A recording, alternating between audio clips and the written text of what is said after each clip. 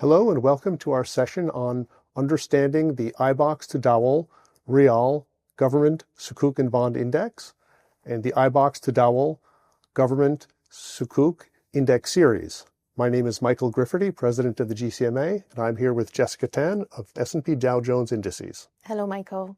So what is inside the iBoxx Tadawul Riyal Government Sukuk and Bond Index, and how does it gain us a better understanding of the fixed income landscape? So the iBoxx Tadawul Riyal Government Sukuk and Bond Index captures the Riyal-denominated Sukuk and bonds issued by the Saudi government in the Saudi market. The index serves as a benchmark for domestic and global investors to monitor the pricing, yields, and performance of the Saudi debt market itself. Terrific. How does the composition of the Sukuk market change since the launch of the iBoxx index several years ago? So the index was launched in 2020 with the Sukuk index having history going back to 2019. And at the beginning in 2020, the weight of the conventional bond compared to the Sukuk proportion within the index was actually about 30 to 70%. 30% to 70 in terms of ratio. And as of Q3 of 2025, what we have seen is that conventional bond weight within the index actually dropped below 3%.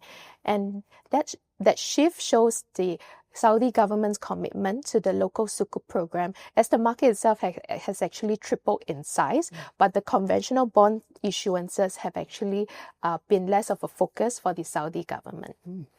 Well, what kind of initiatives and steps has the Saudi government taken to further develop the market? So from my perspective, the Saudi government has actually taken a two-pronged approach to actually develop the domestic debt market. The first category of their approach, what I would categorize as, would be their goal to actually improve the accessibility and liquidity of the market. And how they are doing that is actually through the primary dealer program, where they work with domestic banks as well as global banks to actually help to broaden the investor base. Secondly, they are also tapping on existing issuances rather than issuing new issuances, so that they can provide Sukuk issuances in the market that are actually big enough for each individual Sukuk. There's enough scale for investors to invest into.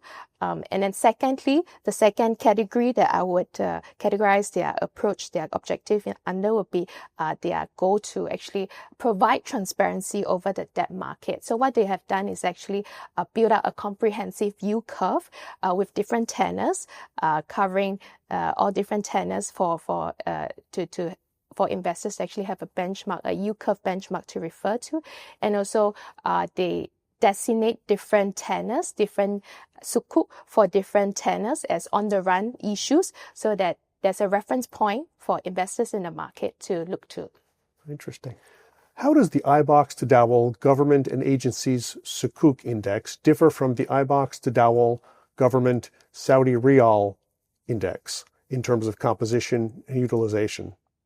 So the iBoxx Tadawul Saudi Riyal Government Sukuk Index only captures Saudi Riyal denominated government Sukuk, while the iBoxx Tadawul Government and Agency Sukuk Index captures both Saudi Riyal denominated Sukuk issued by the government and USD denominated Sukuk issued by government and agencies issuer within the Saudi Arabia market. So in terms of the weight within the iBoxx Tadawul Government and Agency Sukuk Index, it's about 80% in Saudi Riyal denominated Sukuk, and 20% of the remaining weight is in USD denominated government and agency Sukuk. So that gives it a performance that's sort of aligned with the iBoxx Tadawul Saudi Riyal Government Sukuk Index, while giving it some diversification benefits from the USD proportion of the index itself. So in terms of investors using the benchmark, it can actually help them to monitor the public sector financing conditions of the Saudi market. How does the Saudi iBoxx Tadawul government indices help investors to better understand the landscape and progress of the Saudi market? So the index itself, the index series comes with different maturity bands in terms of sub-indices. So there's like 1 to 3, 3 to 5, etc. in terms of the indices that investors can refer to look at the performance of different tenors, as well as because it captures all of the government sukuk that meets the minimum amount outstanding criteria. It gives investors a benchmark in terms of the yield curve of how the yield pricing and performance trend within the market itself over different times. Especially during market events, it's meaningful to look at the performance, the yield performance in terms of how they react to different market events. And so this is a good monitor for those domestic and global investors investing in the Saudi Riyal Sukuk market. Thank you very much, Jessica. Thank you, Michael.